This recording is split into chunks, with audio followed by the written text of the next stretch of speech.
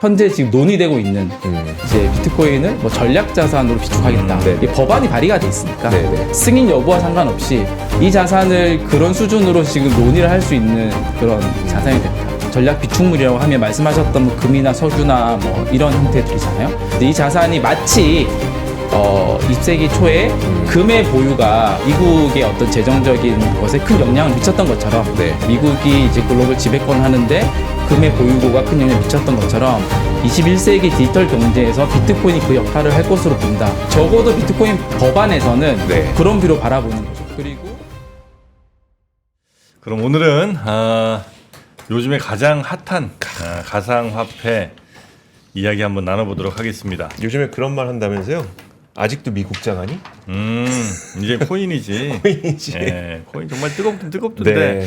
근데 우리 코인은 지금 우리가 이제 기억하는 역사들이 쭉 있잖아요. 맞아요. 그래서 한번 쫙 갔다가 훅 빠지고, 쫙 갔다 훅 빠지고, 이런 이제 사이클들이 좀 있는 것 같은 느낌이라. 과연 이번도 사이클이 혹시 다 됐나, 아니면 좀 더 가는 사이클인가 등등도 좀 궁금하기도 하고요. 오늘 함께 이야기 나눠주실 분은 한양대 글로벌 기업가 센터의 이장우 교수님입니다. 어서 오십시오. 네, 안녕하세요. 반갑습니다. 네, 반갑습니다. 일단 더 갑니까? 바로 훅. 아니, 갖고 계세요? 갖고 있죠. 갖고 계세요? 열심히 투자도 하고 비트코인도 모으고 또 관련 뭐 사업도 투자 사업도 하고. 대신 희망과 전망을 섞어서 말씀하시진 마시기 바랍니다. 희망과 전망을 내가 갖고 있으니까 더 가면 좋겠지. 네네. 객관적으로 봐야죠. 맞습니다. 객관적으로 봐야죠. 네네네. 갑니까? 우선은 한번 흐름을 좀 보면 좋을 것 같은데 올해 그 이제 계속 비트코인 얘기는 많이 들었었을 것 같은데 과연 얘가 올해 가격이 어떻게 좀 흘러왔냐. 올해가 되게 이정표적인 해긴 합니다. 그래서 올해 시작이 사실 1월 10일 날 ETF 승인으로부터 시작됐잖아요. 그 다음날 바로 거래가 승인됐고 그때 가격이 저도 가물가물해서 저 46,000불 정도였어요. 46,000달러. 6천만 원. 예. 그게 근데 10년 정도 만에 업계에서 ETF를 계속 요구 계속 신청하다가 리젝에다가 승인된 건데 한 보름 동안은 20% 정도 하락을 했습니다. 굉장히 시장이 승인 나고? 네, 승인 나고 한 10일 정도 20% 정도 하락을 했어요. 그때 특별 논리 없었어요. 이제 뭐 그 뉴스에 사고 뭐 소문에 그런 약간 특별한 악재 없이. 뉴스에 팔아라 뭐. 그리고 이제 3월달에 이제 우리 가격 1억 되면서 한 2배 정도까지 갔죠. 그리고 이제 반감기 있다가 반감기가 또 좋은 소식 지나고 나서 또 한 30% 정도 하락을 했고요. 이제 트럼프가 이제 당선되고 69,000달러 정도였거든요. 11월 22일 날 한 99,500달러 정도까지 갔어요. 10만 달러 문턱. 그럼 그때가 한 7일부터 22일까지니까 한 15일 만에. 15일 만에. 15일 만에. 50% 올라갔죠. 그리고 지금 한 7% 정도 다시 한 조정해서 다시 숨고르기 하고 있는 상태. 그게 현재 비트코인 가격의 상황이다. 한번 짚어보고 시작을 하면 좋을 것 같네요. 여기는 근데 한번 비트코인이 저 리듬 타면 올라가는 그 폭이나 이런 게 있잖아요. 그게 뭐 반드시 꼭 지켜지는 건 아니겠습니다만 대충 뭐 있다고 그러던데 그게 올 만큼 다 온 건지 아니면 좀 더 갈 룸이 남아 있는 건지가 이제 좀 궁금하거든요. 우리 비트코인 한 15년 정도가 됐죠. 크게 오래된 데이터는 아닌데요. 이게 사이클이 짧아요. 우리 다른 자산들은 사이클이 뭐 10년, 뭐 20년씩 되는데 비트코인은 이제 4년 정도의 사이클에 이 사이클이라고 하면은 이 사이클 기간 동안 한 번의 폭등과 한 번의 폭락과 회복과 여기 한 번씩 다 있는 그걸 한 사이클이라고 본다면 그냥 4년 정도밖에 안 되니까 벌써 한 3번 정도의 사이클을 지난 거죠. 그러니까 나름의 패턴과 흐름들이 이제 나오는 거고 그걸 기반으로 시장에서 많이 얘기를 하는 거죠. 그래서 그 과거의 그 패턴, 그 사이클에서의 기준으로 보면 보통 한번 고점을 갔다가 하락하는 율은 70에서 80%가 하락했습니다. 2018년, 2022년, 그 전에는 2014년이 첫 번째 하락이었고요. 그리고 상승을 갈 때는 상승폭은 좀 다릅니다. 왜냐하면 시가총이 커지다 보니까 2017년도 같은 경우는 1년에 20배가 상승을 했고요. 비트코인 기준입니다. 이더리움은 몇 배 상승인 줄 아세요? 200배 올라갔습니다, 당시에. 200배? 연초에 제 기억 10,000원이었는데 연말 200만 원 정도였습니다.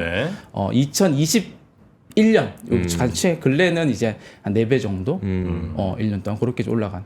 시가총이 커지면서 이제 상승폭도 좀 둔화되고 뭐 하락폭도 뭐 과거에는 80%였는데 뭐 비슷하네요. 70% 정도 하락이 되니까. 네. 그런 정도의 흐름을 가진 자산이었다. 만약에 비트코인이 뭐 10만을 만약에 찍었다고 치고 잠깐 순간적으로 찍었다 치고 선물 시장에서는 잠깐 찍었나 보더라고요. 어쨌든 찍었다 치고 맞아요. 네. 한 70% 정도 떨어진다. 그러면은 3만 불. 한 3만 달러까지도 갈 수 있는 거다. 그러니까 이 과거의 데이터를 보면 근데 이제 또 하나의 특징이 뭐가 있었냐면 하락을 할 때 네. 이전에 고점 있죠. 예. 그 아래로는 잘 하락을 하지 않았던 적도 그래요. 있어요. 그러니까 다시 생각해 보면 이전 고점이라고 하면은 뭐 2021년도 같은 경우는 한 6만 7천 불 정도였는데 네. 그때 가장 많은 매수 물량과 거래 물량이 있었을 거고요. 네. 그때 가장 강한 이제 저항선이 좀 되기는 지지선이 되긴 하는 것 같습니다. 그래서 올라갔다가 떨어지는 게 그 아래는 잘 안 내려갔던 패턴이 있다. 그러니까 지난번 상승 때도 하락을 했는데 이제 2만 불 아래는 잘 안 내려갔었거든요. 2만 불이 어떤 가격이냐? 2017년도에 가장 높았던 가격이다. 그래서 이제 같은 이제 패턴으로 본다면 이번 또 상승을 했다가 네. 한 그래도 시가총이 커졌으니까 한 60% 정도 하락을 하더라도 지난번 고점이었던 6만 7천 불, 7만 불 정도는 지키지 않을까. 이런 게 이제 시장에서 조금 형성되는 거죠.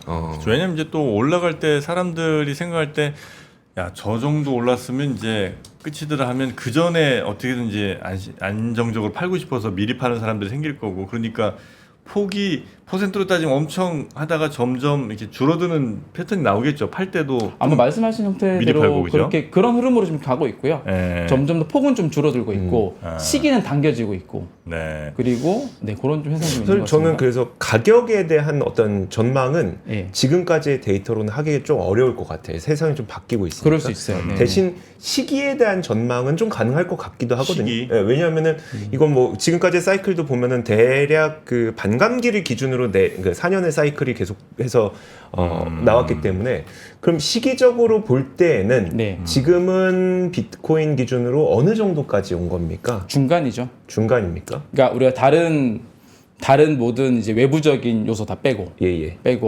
그냥 반감기를 기준으로 한 시기 정도로 보면 네. 상승장이 딱 중간 정도라고 보면 될 것 시기적으로 같은데요. 과거 데이터에 근거한 시기적으로는 네, 맞아요. 네, 반감기가 지나고 지금 한 6개월, 7개월 정도 네. 지났으니까요. 보통 반감기 지나고 1년에서 그 18개월 사이까지 가장 많이 올라갔었던 네. 건데요. 근데 이게 외부적인 뭐 변수라고 하면 이제 트럼프 대통령이 된 것이나 네. 뭐 해리스가 됐을 수도 있잖아요. 그 트럼프가 됨으로써 가격이 훨씬 더 빨리 당겨온 건 맞는 것 같거든요. 시기적으로 더 후에 올라갔어야 될 게 좀 일찍 올라가는 것도 네, 있는 맞습니다. 것 같다. 그리고 10만 불이라는 게 어떻게 보면 과거와 다르게 이제 한국으로는 뭐 1억이라는 금액이 상징적이지만 글로벌에서는 10만 불이 상징적이기 때문에 아마 10만 불에서 뭐 치열한 약간의 좀 공방이 있지 않을까. 네. 예전에는 이제 뭐 코인 얘기하고 그러면 야 그게 무슨 자산으로서 무슨 가치가 있냐 교환도 안 되는 거 뭐 이러면서 이제 이거 사기다 이건 이제 곧 끝난다 뭐 이런 얘기하는 분들 참 많았는데 이제는 그런 얘기는 하신 분들이 거의 없는 것 같아요.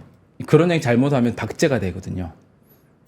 네, 그래서 이제 박제가 되고, 네, 계속 떠돌아다니고. 예를 들어서 뭐 2017년도에 뭐 유시민 같은 분, 네. 훌륭하시잖아요. 네. 근데 이제 이게 왜 저는 미국의 네. 훌륭하신 구루들은 그렇게 단언을 잘 안 하시는 것 같아요. 그래요? 그러니까 어느 정도 이제 본인이 모르는 분야면 유연하게 공부를 좀 더 해보겠다거나 하는데 이제 한국은 이제 그런 약간 단언을 하는 것이 계속 이렇게 회자가 많이 되더라고요. 그리고 이제는 이제 사실 그 단계 좀 넘어서긴 했지 않습니까?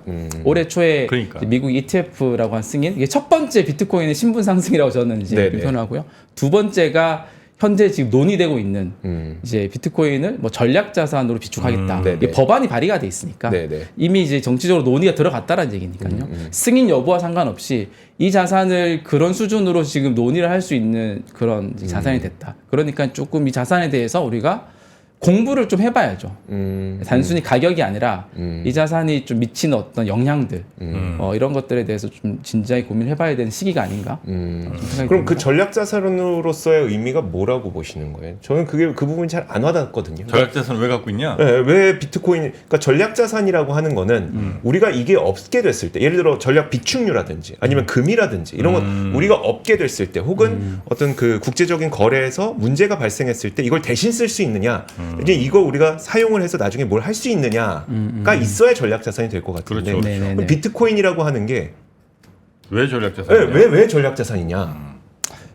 그거는 이제 아마 전문가마다 바라본 뷰는 다르겠지만 네.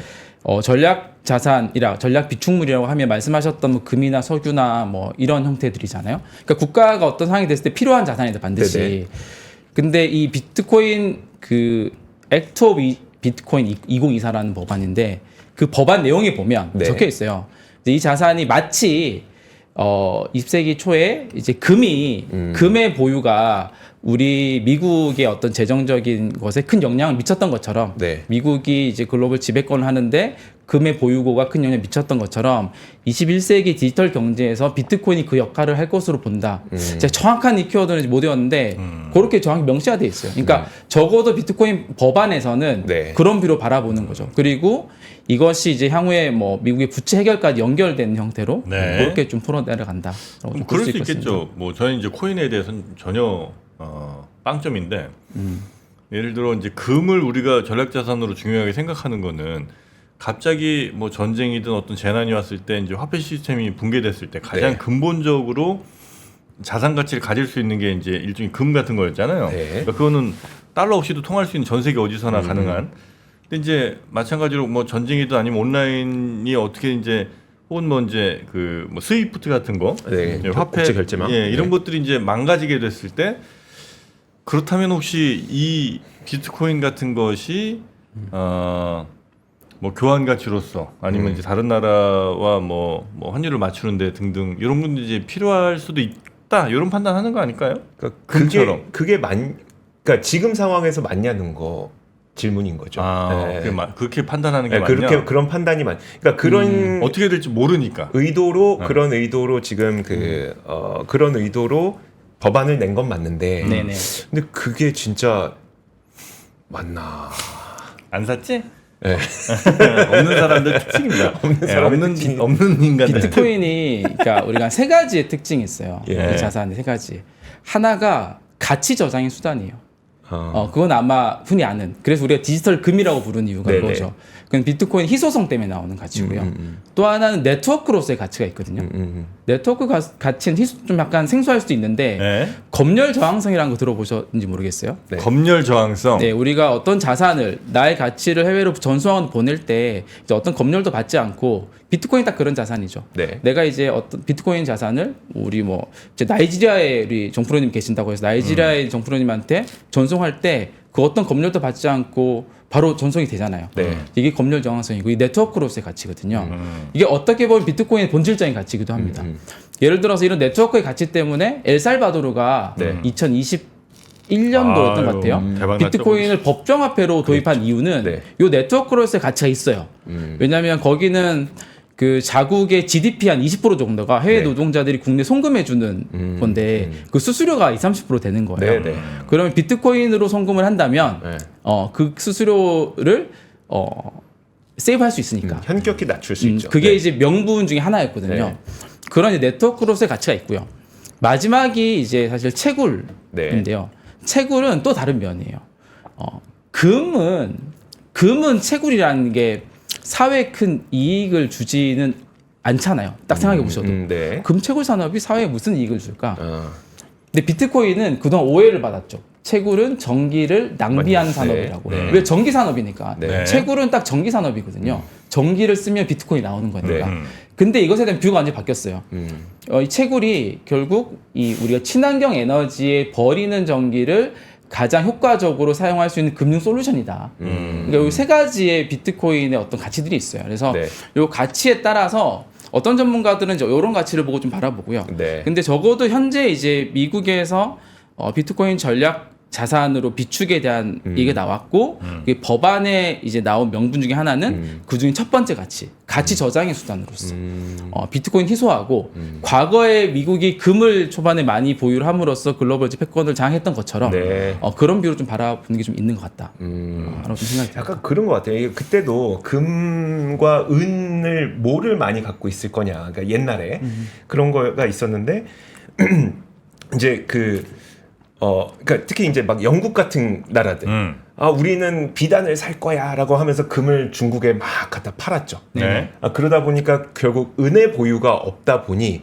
은을 못 갖고 있는 국가가 통화 가치가 약해지는 그런 일들이 좀 발생을 한 것처럼 지금 비트코인이 진짜 전략 자산인지 아닌지 모르겠어. 그러니까 우리가 그걸 지금 규정 내릴 수 있는 건 아니지만 이거 나중에 우리가 안 갖고 있다가는 혹시 문제가 생길 때 우리가 어떻게 대응할 수 있는지 모르겠어 라고 하는 그 정도의 개념이라고 봐도 될까요? 맞습니다. 그 정도 개념도 충분히 맞고 지금 트럼프 2.0이라고 표현하잖아요. 예. 이때 이 크립토 산업에서 되게 중요한 키워드 3개가 있어요. 네. 하나가 비트코인이고요. 이거 지금 얘기하고 있는데 네. 두 번째가 스테이블 코인이에요. 스테이블 코인, 그렇죠. 네. 세 번째가 비트코인 채굴이에요. 제가 잠깐 얘기 드렸던. 그럼 스테이블 코인과 이 비트코인도 무슨 관련이 있냐? 스테이블 코인 관련해서는 아마 이전에 또 여러 또 패널들 나오셔서 몇 번 얘기를 주셔서 대략은 좀 아실 것 같은데 결론적으로 보면 스테이블 코인이 미 국채의 굉장한 수요차가 되고 있는 거예요. 네. 어느 정도냐면 요 스테이블 코인 좀 차차 들어가야 되나? 툭 들어가 볼게요. 이제 결론부터. 네. 스테이블 코인이 어느 정도, 그러니까 스테이블 코인을 발행한 회사죠. 이 네. 회사가 어느 정도의 미 국채를 보유하고 있냐면 지금 독일을 보유한 거 넘어섰어요. 한 회사가 보유한 미국채가 네. 독일이 보유한 미국채 20위권 안으로 들어왔어요. 넘어섰다. 20위권 안으로. 어디예요? 테더라는 회사와 이제 미국의 서클이라는 회사예요. 네네. 두 개가 USDT와 USDC가 있거든요. 네. 그러니까 지금 크립토 씬에서 거래를 할 때 우리 디지털 월드라고 부르잖아요. 크립토 네. 월드. 여기는 이제 우리의 피앗 머니가 들어갈 수 없으니까 이제 달러 기반 스테이블 코인이 그 달러 역할을 다 하는 거예요. 네네. 비트코인을 살 때, 스테이블 이더리움을 살 코인이라는 때. 거는 가치가 변하지 않고 달러와 연동시켜갖고 그렇죠. 예를 들면 1달러 1코인 이렇게 딱 고정되어 있는 거 말씀하시는 거죠? 맞습니다. 네. 연동을 시키려면 그만큼 회사가 동일 양을 보유를 하고 있어야 자산을 되니까. 갖고 있어야 되죠. 네. 그 달러를 갖고 있어야 되죠. 근데 옛날에 달러를 갖고 있어야 되는데 뭐 네. 달러 현금 갖고 있지 않을 거니까 국채 형태를 많이 보유하고 있는 거죠. 또 하던 데가 그 테라 루나 아니었어요? 그러니까 테라 루나가 왜 망한지가 여기서 나오는 거죠. 네. 테라 루나는 네. 무담보라고 불러요. 무담보. 담보 없이 네. 알고리즘 기반으로 이 1달러 가치를 유지하겠다. 이거예요. 발행량을 조절함으로써. 발행량 수급 조절하는 네, 거죠. 수급, 그러니까 쉽게 하나의 코인을 더 만드는 거예요. 네네. 테라가 스테이블 코인이고 그쵸, 루나가 루나. 이제 일반 코인인데 하나의 코인을 더 만들어서 얘를 가지고 이제 물량을 더 풀고 줄이고 함으로써 이제 스테이블 코인 수급을 조정하면서 맞추겠다는데 이게 실패했죠. 그러니까 알고리즘 기반이라고도 우리가 부르긴 하거든요. 사실 이런 알고리즘 기반의 스테이블 코인이 크립토 월드에서 굉장히 많이 사용된다면 사실 이거는 미국한테도 유리하지 않고 어떤 국가한테도 도움이 안 돼요. 네. 근데 지금 달러 기반 스테이블 코인의 아까 이게 미 국채 정도 수준의 그러니까 독일이 보유한 미 국채 이상의 수준으로 한다는 얘기는 그만큼 시장에서 스테이블 코인이 많이 쓰이고 있다는 얘기잖아요. 네. 이 쓰이고 있다는 얘기는 그만큼 많이 활성화됐다는 얘기죠. 근데 그들이 저 미국채를 발행한 코인만큼 갖고 있다는 건 어떻게 알아요? 그들이 발표하는 거 말고. 정확한 예리한 지적이네요. 되게 중요한 거죠. 네. 그래요? 그럼요. 2014년도에 테더라는 회사가 네. 스테이블 코인을 발행을 했어요. 네. 처음부터 미국채를 그렇게 잘 사진 않았어요. 네. 회사채를 보유하기도 하고 네. 뭐 다른 자산에 또 투자하기도 하고 그리고 어차피 회사가 보유하고 있으니까 외부에서 모르잖아요. 네. 스테이블 코인은 시장에 계속 나오는 것 같은데 이거는 이제 블록체인 기반으로 나오니까 알 수 있단 말이에요. 네. 근데 이 회사가 그만큼의 자산을 들고 있는지는 모르는 거죠. 네. 그래서 수사도 받고 수사 받았어요? 수사도 받고 뭐 벌금도 받고 그러면서 이제 지금 외부 회계 법인을 임명을 해서 정기적으로 이제 그 회계 결과들을 공개를 하죠. 네. 그리고 이제 그래도 미 감독기한 통제를 받기 때문에 어느 정도 신뢰를 하는 거죠. 이제 사실 네. 회사를 믿어야 되는 게 있습니다. 그래서 초반에는 사람들이 많이 못 믿었어요. 그리고 실제로 그 자산을 적게 들고 있었고. 그래서 지금은 이제 어느 정도 이제 규제를 받으면서 올라왔고요. 사실 그래서 이제 뭐 암호화폐 기반의 스테이블 코인도 있거든요. 뭐 네. 이더리움이나 비트코인이나 이런 걸 담보로 해서 그런 게 나온 이유도 이제 방금 얘기했던 그런 이유 때문에 나오긴 그렇죠, 합니다. 그렇죠. 네. 정프로님이 너무나도 믿어야 날카로운. 그러니까 믿어야 된다 이걸 그게 누가, 넘어가다 보니까 이제 테라 루나까지 넘어가는 거죠. 이걸 누가 증명할 수 있어요? 그 회사를 믿을 수 있게끔 얘네가 내가 맡긴 돈만큼은 국채를 보유하고 있구나. 이걸 그거 어떻게 지금 이제 테더나 서클의 사이트 들어가면 이제 그 외부 회계법인 이제 감사한 내용이 정기적으로 한 분기별로 해서 월별로 해서 그러니까 회계감사 결과는 분기별이고 그 기본 데이터는 월별 데이터도 계속 올라오고 있어요. 그리고 그게 이제 미국 감독기관 통제를 받기 때문에 감독을 받기 때문에 네. 어느 정도 그 데이터를 신뢰를 하는 거죠. 그렇다고 그거를 만약 걔네들이 지키지 않는다고 해서 뭐 문제 생길 건 없죠. 예를 들어 우리는 딱 그만큼 너네들이 산 만큼 우리는 채권 보유할 거야. 그래서 5천억 달러치 샀는데 우리가 한 4,500억 달러쯤만 미국 국채에 있어요. 그런다고 해서 이 회사 규제할 수는 없잖아요. 아마 법적으로 하기는 그렇겠죠. 힘들 걸로 알고 있습니다. 우리가 그냥 우리 믿어. 우리 그렇게 할게. 그리고 이제 어지간히 돈 빼는 것까지는 우리가 다 감당할 정도까지는 난 얘네들이 할 거라고 생각을 해요. 네. 근데 그게 이제 예를 들면은 그래서 이제 어떤 제도와 규제가 중요한데 지금 유럽 같은 경우는 이제 미카라는 법안이 이제 이미 통과가 돼 있거든요. 네. 그러니까 스테이블 코인 관련한 내용이 많아요. 미국은 아직 통과 전이고 이제 그런 법안들에 사실 그런 것도 명시가 보통 되죠. 스테이블 코인 발행사의 의무. 한국 같은 경우도 이제 지금 가상자산 이용자 보호법이 나와 있잖아요. 네. 물론 스테이블 코인을 딱 타겟으로 한 건 아니지만 그 기업이 고객이 맡긴 돈을 그대로 똑같이 동종동량을 보유를 해야 되거든요. 네. 그런 것들이 사실 이제 규제나 법안으로 이제 계속 보완이 되고 추가가 되는 건데 네. 스테이블 코인 관련도 아마 정프로님 얘기하셨던 것처럼 그런 형태의 규제나 이런 것들이 아마 나올 겁니다. 네. 우리도 코인 하나 좀 발행. 3% 코인? 아니면 미더더 코인이라고 그래서 오리 이렇게 딱 그 뭐지 그 도지코인처럼 네네. 오리 해놓고 네. 이 덕을 믿어라. 오리를 믿어라. 덕을 미더덕. 믿어. 그래갖고 이제 전 세계 네. 오리 상징 코인으로 한번 키워보자 우리도. 못할 거 없죠. 못할 거 없잖아. 뭐 도지코인은 뭐 맨 처음 장난 비슷하게 만들었더만. 맞아요. 그죠? 이게 지금 이렇게 될 줄 어떻게 알았냐고.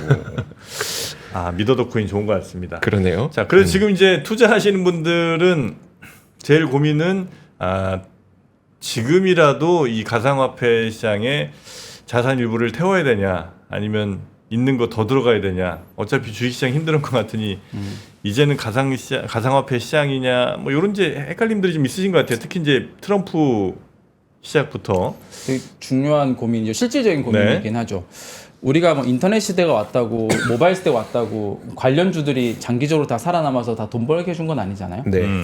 가상자산도 또 크립토도 똑같이 일단은 봐야 될 것 같고요.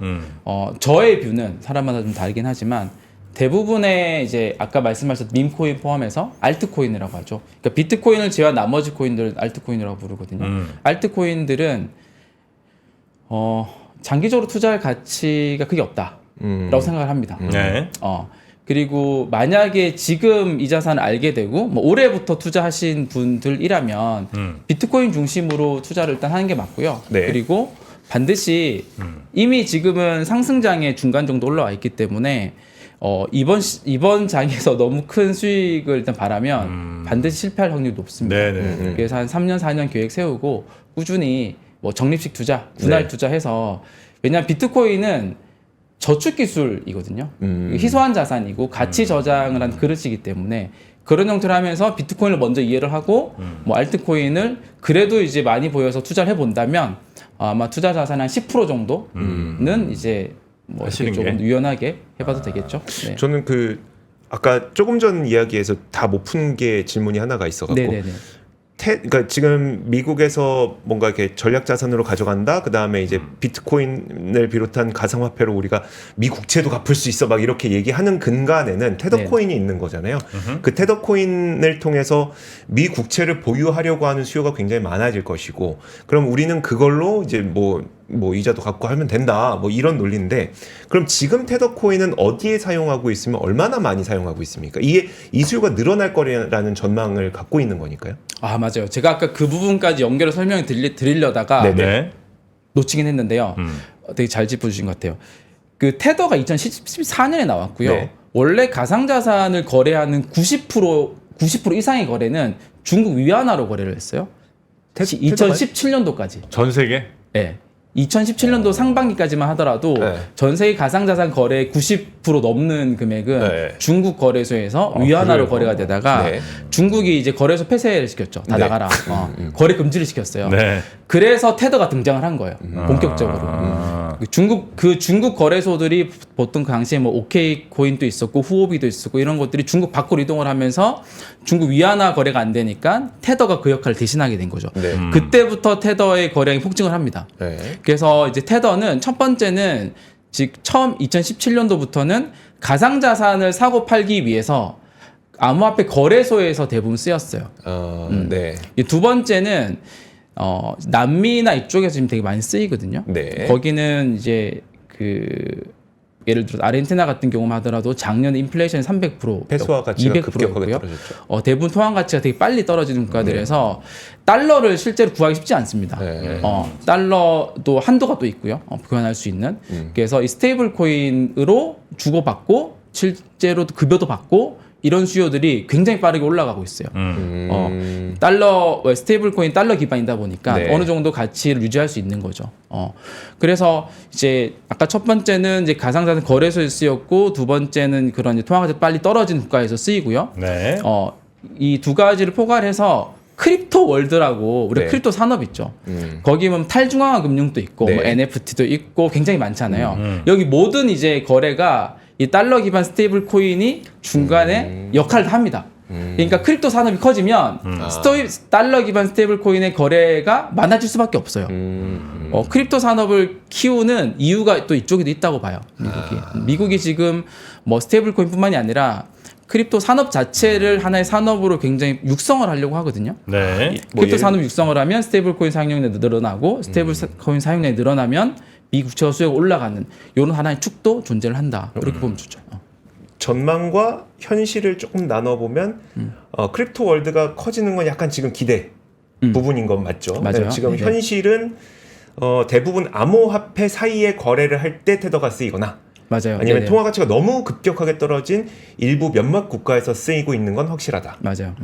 이게 현실이고 전망인 거고. 그리고 테더는 뭐 최근에 뉴스도 아마 최근에 나온 패널도 얘기하셨는데 뭐 동대문 시장에서 거래가 된다 네네. 얘기 있고 많이 네네네. 사용해요. 네. 저도 테더 들고 있고 아마 암호화폐 거래 안 하시지만 거래를 만약에 하신다면 테더를 조금씩 들고 있게 될 거예요.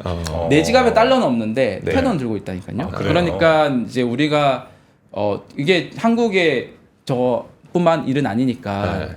전 세계 이제 어떤 이제 개인들이 달러를 간접적인 방법으로 소유를 하게 되는 환경이 점점 되는 거죠. 여기서 네. 더 희망적으로 조금 보시는 분들은 결국 이거 봐라 달러 패권을 지키는 거 아니냐라고까지 테더를 통해서 그렇게까지 좀 나가시는 거죠 논리적으로. 그럴 수도 있겠네. 그 논리가 지금 가장 강한 논리긴 합니다. 힘을 미국에 갖고 되게 있는. 많이 나오고 있고요. 그래서 이제 미국이 아닌 다른 개별 국가들에서 그에 대한 이제 대응이나 이런 네. 것들이 필요하다라는 게 알겠습니다. 있습니다. 네. 자, 오늘 이제 코인 특히 가상화폐 얘기 좀 해봤는데 어쨌든 투자 입장으로 보신다면 지금은 이제 상승기의 한 중간 정도 온 것 같고 시기로 보자면 네. 그리고 여기에서 상승의 룸이 아주 뭐 많이 열려 있는 것 같지는 않다. 과거에 이제 패턴들을 볼 때 그 정도 이제 네네네. 말씀을 주시는 것 같고 대신 적은 혹은 뭐 작은 비율로 이렇게 조금씩 투자를 좀 늘려가시는 게 그래서 전체 자산의 한 10% 뭐 그 이상 정도 해보시는 게 어떨까 정도의 알트코인은 그렇고요. 네. 비트코인 투자하신다면 3년, 4년 계획을 짜서 네. 장기적으로 보고 이제 준비하시면 그 얘기는 나눠서 현금 보유하면서 분할 투자하라는 얘기와 똑같습니다. 알겠습니다. 자, 오늘 한양대 이장우 글로벌 기업가 센터 경영 교수님과 함께 이야기 나눴고요. 다음에도 또 가상화폐 관련 질문 있을 때 모시도록 하겠습니다. 네. 고맙습니다. 네. 삶의 격을 높이는 9가지 지혜를 함께 나눕니다. 위즈덤 칼리지 시즌 2 영상 아래 링크를 클릭하시면 자세한 내용을 확인하실 수 있습니다.